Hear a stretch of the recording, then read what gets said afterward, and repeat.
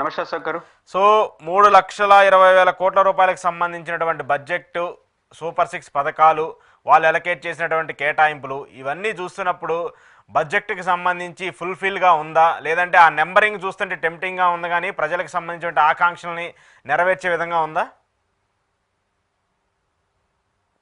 సాధారణంగా బడ్జెట్ అంటే ఆదాయం, ఖర్చు, ఖర్చులో ప్రాధాన్యతలు, ఇదే బడ్జెట్ గా చూస్తాం. ఈ రోజు బడ్జెట్ మీరు ప్రస్తావించినట్టు 3,22,359 కోట్ల రూపాయలు తో బడ్జెట్ ఆమోదానికి వాళ్ళు ప్రవేశపెట్టారు. దీనికి ఎలా వస్తుందో కూడా చెప్పారు, ఎలా ఖర్చు పెడతారో కూడా చెప్పారు. బడ్జెట్ ప్రవేశం గురించి మాట్లాడే ముందు ఈ బడ్జెట్ స్వభావాన్ని కొంత అర్థం చేసుకుంటే, పయ్యావుల కేశవ్ గారు చాలా మంచి భాష, మంచి అందమైన పదాలు పొందికతో చాలా బాగా మాట్లాడారు. బాగుంది కూడా ప్రయత్నం. అయితే పాయింట్ ఏంటంటే, చాలా నిరాశతో కూడుకున్న ప్రస్తావనతో ప్రారంభంతో ప్రస్తావించారు. ఎప్పుడు బడ్జెట్ అనేది ఒక పాజిటివ్ నోట్ తో మనం చేయబోతున్న లక్ష్యాలు, అవకాశాలు ఇవన్నీ చెప్తూ అవరోధాలు కూడా ప్రస్తావించుకోవాలి. కానీ ఈ బడ్జెట్ లో మొదటి పారాగ్రాఫ్ నుంచి అవరోధాలతో ప్రారంభించారు. ఒక రకంగా చెప్పాలంటే ఏ స్థాయికి వెళ్ళిపోయినారంటే, నాగసాకి, హిరోషిమా బాంబు దాడుల్లో విధ్వంసం, రెండో ప్రపంచ యుద్ధంలో ధ్వంసం అయిపోయింది. ఆ పరిస్థితిలో ఆంధ్రప్రదేశ్ ఉందని ప్రస్తావన చేస్తారు. అది కొంచెం బాధ అనిపించింది. కరెక్ట్ కూడా కాదు అది. మనం గత ప్రభుత్వంలో చేసిన తప్పుల్ని వ్యతిరేకించవచ్చు, తప్పు పట్టచ్చు, ప్రస్తావించవచ్చు, కానీ రాష్ట్రం ఇంకా అయిపోయింది. నాగసాకి అంటే ఇంకా ఇంకేమీ లేని పరిస్థితికి వెళ్ళిపోయింది.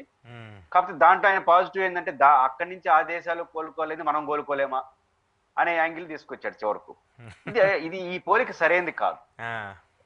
అంత పరిస్థితి ఏమి రాష్ట్రంలో లేదనేది వారు గుర్తించాలి. మొట్టమొదటి అంశం, వారు ఒక ప్రస్తావన తెచ్చారు. నీతి ఆయోగ్ ని ఊటంకిస్తూ గత ప్రభుత్వం చేసిన విధ్వంసం, వారి మాటలో చెప్పాలంటే, దాని ఫలితంగా రుణం కెపాసిటీ జీరో అయిపోయింది అంటాడు. రుణం అంటే అప్పులు తీసుకునే కెపాసిటీ రాష్ట్రం జీరో అయిపోయింది. ఇది నేను చెప్పడం కాదు, నీతి ఆయోగ్ చెప్పింది అంటారు. అంటే ఆంధ్రప్రదేశ్ రుణ పరిమితి జీరో అయిపోయింది అంటాడు. ఇంక రొప్పు చేసుకునే పరిస్థితికి వెళ్ళిపోయింది అంటాడు.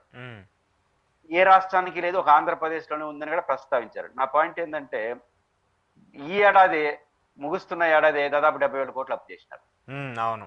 ఇంకొక 40,000-50,000 కోట్ల అప్పు ప్రయత్నిస్తున్నారు ప్రపంచ బ్యాంకు వాటి అమరావతికి సంబంధించి. మరి జీరో అయిపోయినప్పుడు 70,000 కోట్లు ఎట్ట అప్పు చేసినారు? కెపాసిటీ అయిపోయిన రాష్ట్రాన్ని 70,000 కోట్లు ఎట్ట అప్పు చేశారు? ఈ బడ్జెట్ దాంట్లో కూడా 3,22,000 కోట్లు అప్పులు, ఈ రకరకాల వాటితో 1,05,000 కోట్లు చెప్పాలనుకుంటారు. 3,22,000 కోట్లు, 1,20,000 కోట్లే ఆదాయం ఉంది. ఇంకా 1,00,000 కోట్ల అప్పులు ఇతర అంటాడు ఆయన ప్రస్తావనలో. అంటే నా పాయింట్ ఏంటంటే, రుణ పరిమితి జీరో అయిపోయిన రాష్ట్రం నుంచి 70,000 కోట్లు ఎట్ట చేసినారు, ఇప్పుడు 1,00,000 కోట్లు ఎట్ట చేయబోతారు? కాబట్టి కొంత ఎన్నికల ప్రసంగం లాగా, అంటే గత ప్రభుత్వాన్ని విమర్శించడం అనేది ప్రతి పారాగ్రాఫ్ లో నాకు కనపడింది. అది అంత మంచిది కాదు. ఇది నాకు ఒక ప్రత్యేకంగా కనపడిన అంశంగా చూస్తాను. రెండోది, ఈ బడ్జెట్ లో కొన్ని అంశాలు, ఉదాహరణకు అమరావతికి సంబంధించి ఒక ప్రస్తావన చేశారు.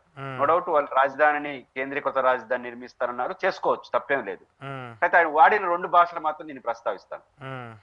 ఒక చోట ఏమంటారంటే, ఒక పారాగ్రాఫ్ లో అమరావతి సెల్ఫ్ సఫిషియెంట్ రాజధానిగా నిరూపించుకునేసింది అంటాడు. సెల్ఫ్ సఫిషియెంట్ గా రాజధాని నిరూపించుకునేసింది అన్నారు. అదే పక్క లైన్ లో ఇంకో మాట అంటారు, ప్రపంచ బ్యాంకు, ఆసియన్ డెవలప్మెంట్ బ్యాంక్ నుంచి అప్పులు తీసుకొస్తాం అంటాడు. అప్పు అని పదం వాడకుండా నిధులు అంటాడు. నిధులు వేరు, అప్పు వేరు. నిధులు అంటే మనకు వచ్చే నిధుల్ని, అప్పులంటే మనం బాకీ కట్టాలి.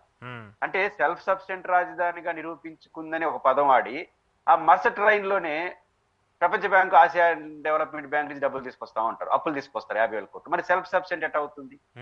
మళ్ళీ ఇంకొక దాంట్లో ఇంకో రెండో పారాగ్రాఫ్ లో ఏమంటారంటే, అమరావతి రాజధానికి రాష్ట్ర అవసరంతో సంబంధం లేకుండా తనంతట తాను అభివృద్ధి అంతని పదం ఆడతారు.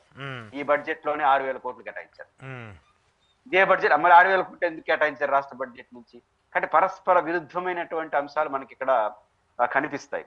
మొత్తంగా స్థూలంగా చూసినప్పుడు ఈ బడ్జెట్ ఇలా అనిపిస్తుంది. మీరు ప్రధానంగా ప్రస్తావిస్తున్న దాంట్లో ఈ సూపర్ 6 పరిస్థితి ఏంటి అనేది మనం ప్రస్తావించాం. మనం గతంలో 2-3 సందర్భాల్లో అనుకున్నాం, రాబోయే బడ్జెట్ ఎలా ఉండొచ్చు, ప్రీ బడ్జెట్ గురించి మాట్లాడుతున్నప్పుడు నేను ఒక మాట చెప్పాను.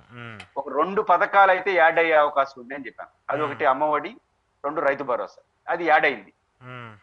ఇప్పుడు ఇస్తున్నటువంటి పెన్షన్స్, దీపం, కాకుండా సూపర్ 6 లో భాగంగా ఉన్నటువంటి అమ్మఒడి, రైతు భరోసా యాడ్ అయింది. ఇది కొత్తగా కనిపించింది. At the same time super 6 లో అత్యంత కీలకంగా ఉండే నిరుద్యోగ వృత్తి కానీ, తల్లికి ఈ